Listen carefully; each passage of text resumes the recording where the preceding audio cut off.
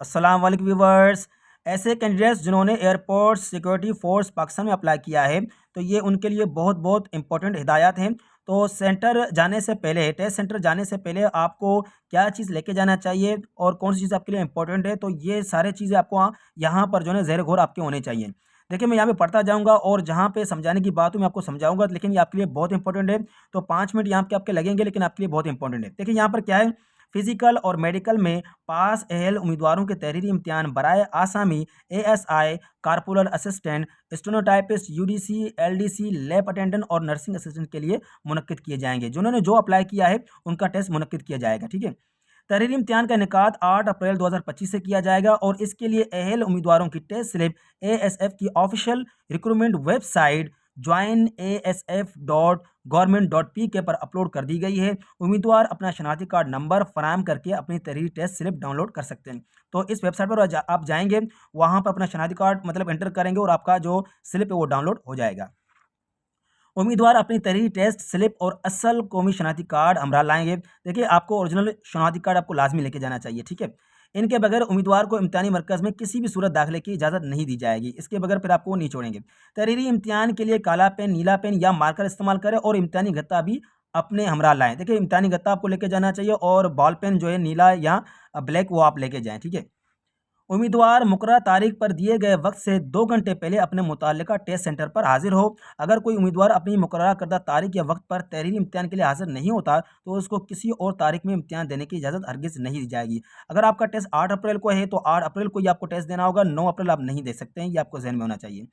Computerised जवाबी copy पर उम्मीदवार का रोल नंबर, शनाख्ती कार्ड नंबर, नाम और वल्दियत प्रिंट किया गया है। अपने क्वाइफ को बखूबी चेक करें और दुरुस्त ना होने की सूरत में अपने निगरान से रब्ता करें और सिर्फ अपने क्वाइफ वाली खुसूसी जवाबी कापी हासिल करें। बसूरत दीगर आपका पेपर मनसूख हो जाएगा। देखिए, आपको चेक करना पड़ेगा आपका नाम, आपकी वल्दियत और आपका शनाख्ती कार्ड वगैरह आपको चेक करना पड़ेगा कि वाकई ये जो आपको आंसर पेपर दिया है जिसमें आप सर्किल करेंगे वो आपका है या किसी और का है, तो आप जो ना पहले उसको चेक करेंगे। ठीक है।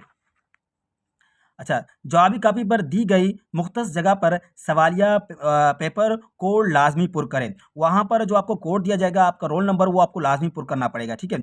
अपने दस्तखत करें और जवाबात के लिए सही दायरे को पुर करें। क्वाइफ सही पुर ना करने की सूरत में कंप्यूटर आपके पेपर की शनाख्त नहीं करेगा। देखिए, कभी-कभार क्या होता है, जैसे कि ये सर्किल होता है, आप उस सर्किल को अच्छी तरह से आपको फिल करना होता है। ठीक है, अच्छे से आपको फिल करना पड़ेगा।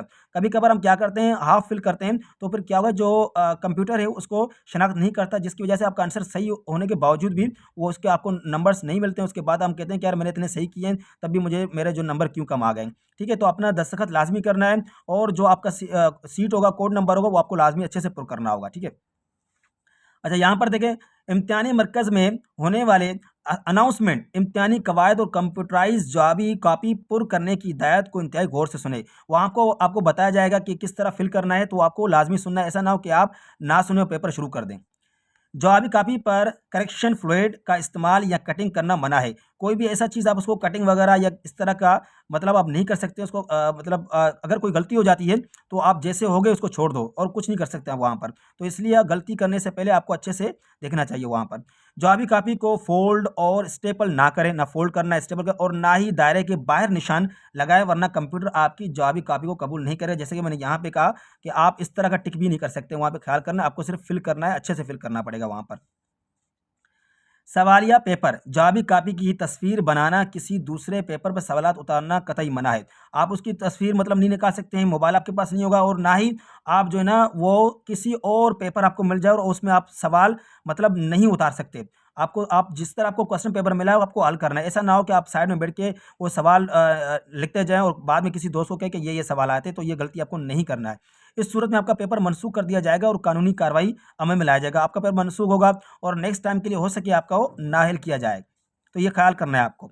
Mobile phone, calculator, electronic device या किसी और किस्म का गैर कानूनी नकल का मवाद, कागज़, किताब, डिक्शनरी वगैरह साथ लाना ममनू है। उम्मीदवार को मुकम्मल तलाशी और जांच पड़ताल के बाद टेस्ट सेंटर में दाखिले की इजाज़त दी जाएगी।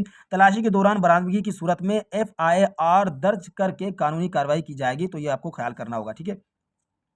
उम्मीदवारों के लिए इम्तिहान से मुतल्लिक तमाम कवायद ज़वाबित पर अमल करना लाज़मी होगा। इम्तिहानी अमल के दौरान किसी भी उम्मीदवार की तरफ से गैर कानूनी मदद तलब करने, नकल, बदनज़मी, खलल पैदा करने पर उसको नाअहल करार दिया जाएगा और कानूनी कार्रवाई अमल में आएगी। ठीक है। मजीद बराए चंद समाज दुश्मन अनासिर जाली भर्ती इश्तिहार कॉल्स मैसेज लेटर्स वगैरह से अवाम को गुमराह कर रहे हैं, लिहाजा ऐसी तमाम जाली खबरों मालूमात से खुद को महफूज रखें। एयरपोर्ट सिक्योरिटी फोर्स अवामुन्नास को गुमराह करने वाले अफराद, वेबसाइट्स, ब्लॉग्स के खिलाफ कानूनी चारा जोई करने का मिजाज है। तहरीरी इम्तिहान के लिए कोई डीए टीए नहीं दिया जाएगा, तो ये आपके लिए बहुत इंपॉर्टेंट है, ठीक है। अच्छा, यहाँ पे आपके लिए एक इंपॉर्टेंट अनाउंसमेंट, हमने जो है ना ASF पर वीडियोस बनाई हैं, ठीक है, तो वो वीडियोस आप लाजमी देखें। और इसके अलावा मैंने कहा है कि अगर आपको PDF नीड है, इसकी पूरी कंप्लीट सिलेबस है, कंप्लीट हमारे पास नोट्स पड़े हुए हैं, तो इसकी एक छोटी सी फीस रखी है आपको, ठीक है। अगर आपको नीड है तो वो आप छोटी सी फीस पे करेंगे, ठीक है। नंबर मैंने बताया था, नंबर क्या है, 031024199797। आप इससे मुझसे रब्ता करेंगे तो वहाँ पर जो मैं आपको PDF जो है ना वो सेंड कर दूंगा, उसकी एक छोटी सी फीस आप पे करेंगे। और ये PDF इंशाल्लाह इसमें 80 से 90% ऐसे सवाल आते हैं जो आपके इंशाल्लाह पेपर में आएंगे। तो यहाँ तक के लिए अल्लाह हाफिज़, अपना ख्याल रखें।